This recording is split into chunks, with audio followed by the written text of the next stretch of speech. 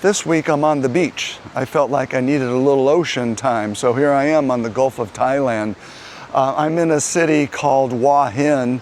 That's spelled H-U-A, Hua, and Hin, H-I-N. And to get here from Chiang Mai, it's about an hour flight. If you were to get in a car and drive from Hua Hin to Bangkok, it would take about 3 hours. You can also take a bus or a train, believe it or not.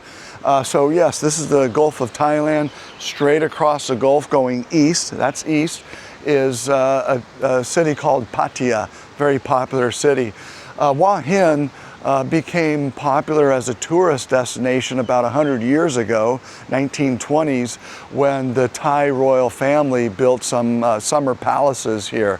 And Hua Hin is a bit more relaxed, chill kind of place than, say, what Bangkok or Phuket or Pattaya across the Gulf there. And interestingly, here in Hua Hin, there are a lot of Scandinavians, people from Denmark, people from Sweden, Norway, and a lot of them are snowbirds, meaning they come here for winter months, or some of them live here all year long. Hua Hin is also a big golf destination. People come here just to golf. There are many golf courses in the surrounding area. I think there's like 10 major golf courses here. I was at breakfast yesterday and I met a family from Australia, from Sydney, and the mother told me they come here specifically for golf. Same thing with a couple I met from Korea, a man and woman. They come to Hua Hin specifically to golf. And then just as an update in terms of YouTube, I have to say I'm very pleased that the Wellbeing Man channel is growing. So thank you to all of you who have subscribed or watched the videos or liked the videos or who have made comments. We appreciate that very much. I'm learning a lot, and I have to say I have a lot more respect for YouTubers than I ever did before. Initially, I thought the pivot from writing newsletters to shooting videos would be easy, but it's really not that easy. It's a lot of work before I upload the videos into YouTube. You know, you got to write a script, shoot the video, edit the video, export the video. That takes a lot of time. And then after the upload, got to write the description, put in some useful links, resources, and then I take the video dialogue and I turn it into a blog, and I put that blog on my website where you can read the actual dialogue from the video. And what I like is that when I'm done with all that, every Sunday I send out an email to all of my subscribers, giving them the option to either watch the video or go to the website and read the newsletter. So even though this is a lot of work, I have to say it's very gratifying. I can't think of anything else I'd rather do. I could travel, I could be at the beach, I could be at home in Chiang Mai, I could be in any country around. As long as I got my camera, I'm good to go.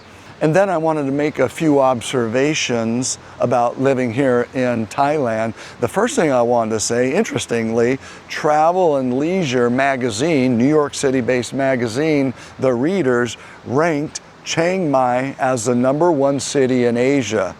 I was shocked to hear that. I mean, there's a lot of cities in Asia. Asia's a big place. So anyway, I was very pleased to see that. And at the same time, Chiang Mai ranked #2 globally by the readers of Travel and Leisure magazine. The second thing I wanted to say about living here in Thailand is regarding staying in touch with people in the US.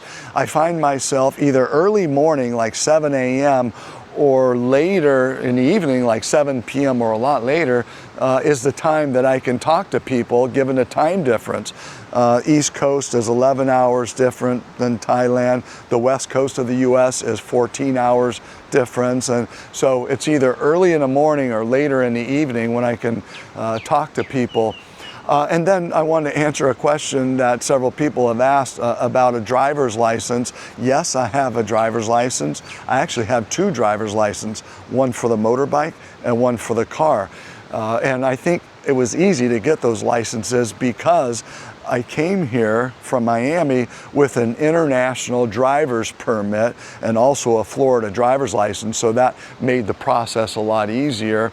I didn't have to take tests and all that. So, and I bought my motorbike.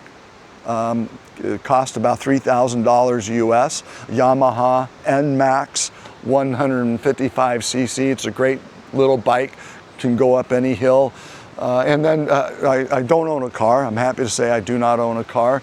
And interestingly, I wanted to make the point about horns, honk honk, here in Thailand, at least my experience living in Chiang Mai. You know, when I first moved here, I was thinking, I guess the cars here were not made with horns. But in fact, every car does have a horn, but people just don't use them. They're considered rude.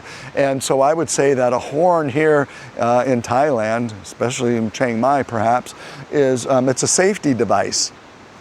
And the horns, I have firsthand experience with this. Horns in America, at least the cities where I've lived, the horn is an anger device. Somebody cuts you off, you yell out some cuss words and flip them off, and you know that's expressing anger as opposed to a safety device. And so a little different usage of horns here. People have asked about my condo. I own my condo. I bought it. As a foreigner, I can own 100% of my condo, but I cannot own 100% of a house or a business. There are foreign ownership limitations here in Thailand. I can own 49% of a house or a business, but I can't own 100%. And then the last thing I wanted to mention was I wanted to reference a newsletter. One of the last newsletters I wrote before I switched over to YouTube is the title of the newsletter was "I Moved to Thailand, I Am Free." In there I mentioned some influences, some factors that influenced my decision to move here. And one observation was that I kept thinking about, and so I wrote about it, was that people in Thailand who have very little material wealth can be so happy. And at the same time, people in America, people I know who have a lot of wealth, a lot of material wealth, are not happy, or they don't seem very happy, and they're always pursuing more wealth, even though they have enough wealth for 10 lives or more. So anyway, that's one observation. The other observation I made about living here and the feeling or what factors made me move here, for the first time in my life, I feel completely free to do whatever I want to do. And that is a really good feeling. The kids are grown. I don't have any clients or customers or investors or students, and I don't have to answer to anybody. I could do whatever I want, whenever I want. And let me tell you, that is a great feeling. So those are some of the things I wanted to mention. Thank you for watching, and we'll see you again.